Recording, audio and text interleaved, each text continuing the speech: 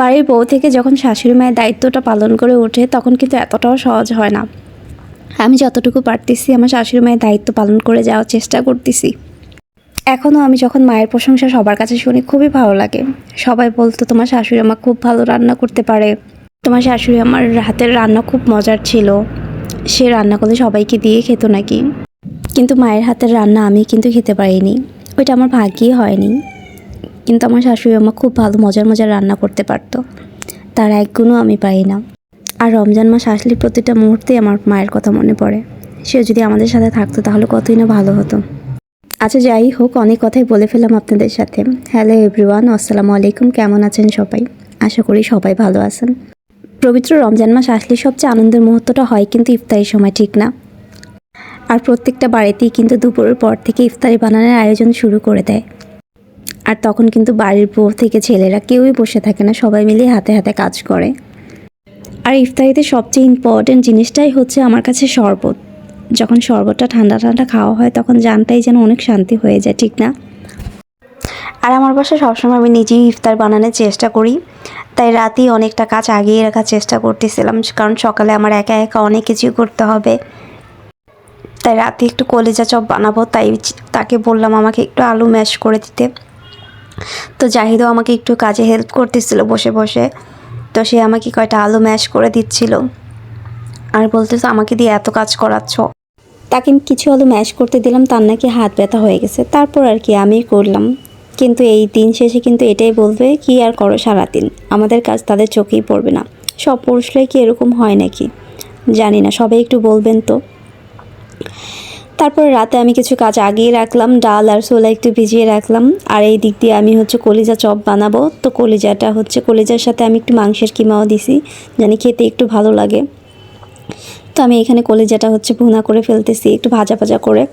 এটা আমি হচ্ছে পুরের মতন দিব। তো এদিক দিয়ে আমি হচ্ছে কলিজা চপটা বানিয়ে রাখতেছিলাম। এগুলো হচ্ছে বানিয়ে আমি ডিপ ফ্রিজে রেখে দিব।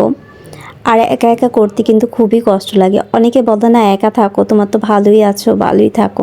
আসলে একা থাকাটা যে কত কষ্টের, যে একা থাকে সে বুঝে।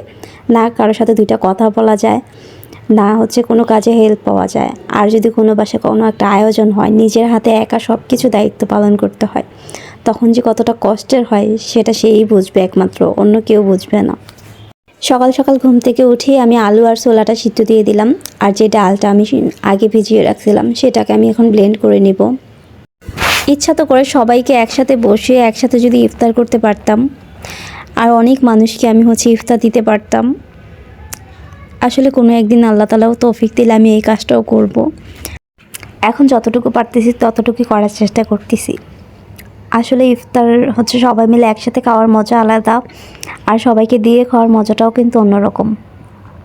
তো আমি আজকে সবার বাসায় দিব বলে নিজের হাতে সব কিছু বানাচ্ছি। তো এদিক দিয়ে আমি সব কিছু নিজে নিজেই করতেছি। যে ছোলাটা আমি হচ্ছে সিদ্ধ করে রাখছিলাম সেই ছোলাটা এখন ভেজে ফেলবো।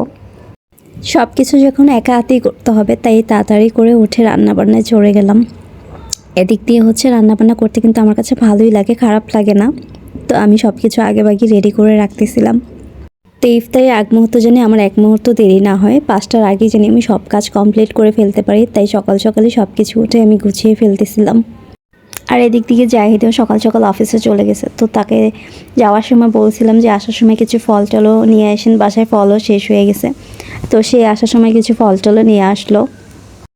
তারপর রাতে যে আমি কলিজা চপটি বানিয়ে রাখছিলাম সেগুলো হচ্ছে ফ্রিজ থেকে নামিয়ে হচ্ছে একটু ঠান্ডা করে নিব। তো এগুলো আমার ভাজতে একটু সময় লাগবে, তাই আঁকিবাগি ভাজা শুরু করে দিয়েছি, কারণ 5টার আগে তো আমার শেষ করতেই হবে যাই হোক। পুরো সংসারটাকে গুছিয়ে রেখে এই সংসারের দায়িত্ব পালন করা কিন্তু এতটাও সহজ না। তারপরে যতটুকু পারতেছি ততটুকুই আমি নিজে নিজে করার চেষ্টা করতেছি। এদিক দিয়ে ভাজা পোজাটা আমি 2 চুলায় বসিয়ে দিয়েছি, জানি তাড়াতাড়ি হয়ে যায়। আর জাহিদ এসে হচ্ছে শরবত বানাচ্ছিল, তাকে বলছিলাম কিছু ফল আনতে, সে ফলও নিয়ে আসছে। তো আমি আবার ভাজা পোজা রেখে আবার ফল কাটতে চলে আসলাম। তো একটা তরমুজ আনছে, তরমুজটা দেখতেও অনেক লাল ছিল আর হচ্ছে অনেক মিষ্টি ছিল। তো এদিক দিয়ে জাহিদকে বললাম প্লেটটা গুছিয়ে ফেলেন আপনি, তো সেও হচ্ছে প্লেটটা গুছাচ্ছিল। তো আমি হচ্ছে যা ভাজতেছিলাম তা এনে এনে রাখতেছিলাম এখানে, সবাইকে হচ্ছে সবার বাসায় পাঠাবো। এগুলো আবার হচ্ছে সবার বাসায় বাসায় পাঠাতে হবে। তো আমি এক একটা প্লেট হচ্ছে রাখতেছিলাম আর গুছাচ্ছিলাম। ইফতারি দেওয়াতে একটা যে কী ঝামেলা করে একটা বিষয় হয়ে যায়, যে সবার বাসায় প্লেট গুছানো দেওয়া।